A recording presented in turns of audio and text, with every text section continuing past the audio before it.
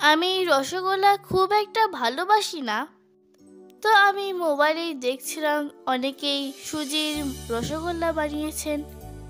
আমিও ভাবলাম একটু ট্রাই করে দেখি। তবে আপনারা তো জানেন তোরসার রেসিপি মানে ইজি রেসিপি, তাই একটু আলাদাভাবে বানালাম। ভালোই হয়েছে, খুব সুন্দর, নরম, স্পঞ্জি, খেতেও অসাধারণ। তাহলে আর কথা না বাড়িয়ে চলুন তোরসার কিচেনে যাই। তোরসার কিচেনে। Hello friends, welcome back to my channel cook with baby Torsa, and it's me Torsa.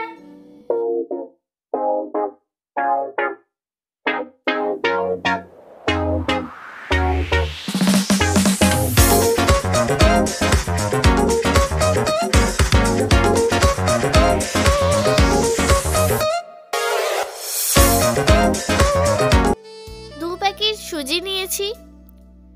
সুজিটা কেটে মিক্সার জারে নিয়ে নিলাম।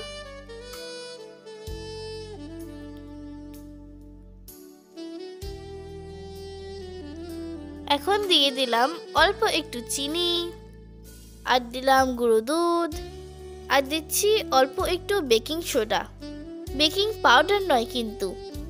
এখন সবগুলো পাউডার বানিয়ে নিচ্ছি। ফাইন পাউডার বানানোর দরকার নেই, একটু দানা দানা রাখতে হবে, তাহলে খেতে কিন্তু সুন্দর লাগবে। তো যাই হোক, এই দেখেন আমার পাউডার বানানো হয়ে গেছে। তো এখন এটা একটা বড় পাত্রে ঢেলে নিলাম।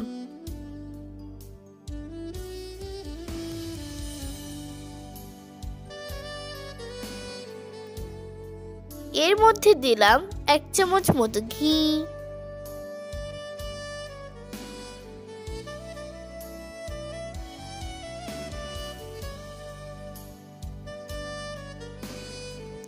এখন অল্প অল্প দুধ দিয়ে এটা একটা সফট ডো বানিয়ে নেব। নর্মাল টেম্পারেচারে দুধ দিলেই হবে, অত গরম ঠান্ডা দেওয়ার দরকার নেই, একটু নরম নরমই করতে হবে। ডো রেডি হয়ে গেছে, বেশি দুধ লাগলো না। এখন 10 মিনিট রেস্টে রেখে দিচ্ছি। ডোটা কি সুন্দর সফট হয়ে গেছে। এখন হাতের মধ্যে ঘি লাগিয়ে ছোট ছোট বল তৈরি করে নিচ্ছি। দেখেন কি সুন্দর বলগুলো তৈরি হয়ে গেছে, ভেঙেও যায়নি কিন্তু। ফাটা ফাটা হয়ে গেলে একটু অসুবিধা আছে।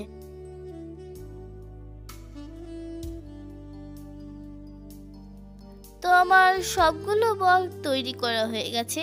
এখন চাশনিটা বানিয়ে নিই। তো আমি নিয়েছি 2 কাপ চিনি, তার সঙ্গে দিলাম 2 কাপ জল, কয়েকটা এলাচ ছিঁড়ে দিয়ে দিলাম। শুধু চিনিটা গলিয়ে নিলেই হবে।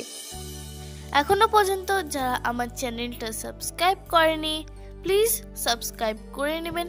আর যারা পেজ থেকে দেখছেন তারা পেজটাকে ফলো করবেন। যারা আগে থেকে করে রেখেছেন তাদেরকে অনেক অনেক ধন্যবাদ।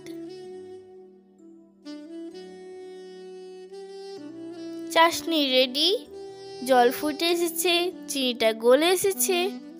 এখন আমি সব বলগুলো এর মধ্যে দিয়ে দিলাম,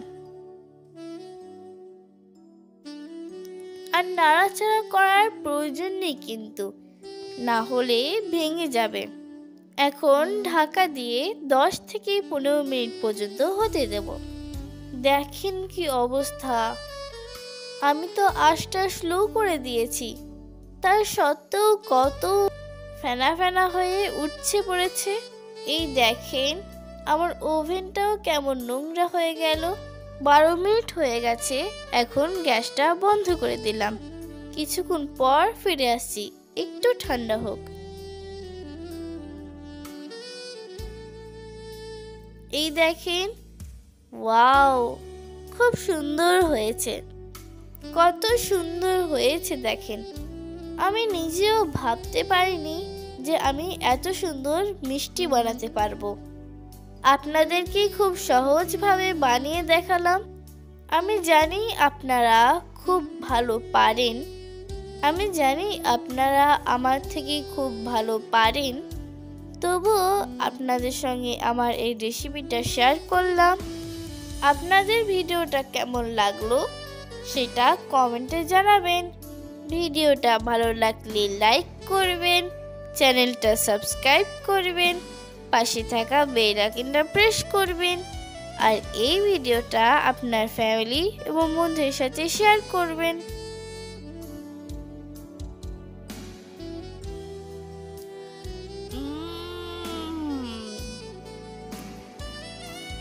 জাস্ট ফাটাফাটি। দেখা হবে পরের ভিডিওতে নতুন কোনো একটা রেসিপি নিয়ে। টিল দেন টাটা, ভালো থাকবেন।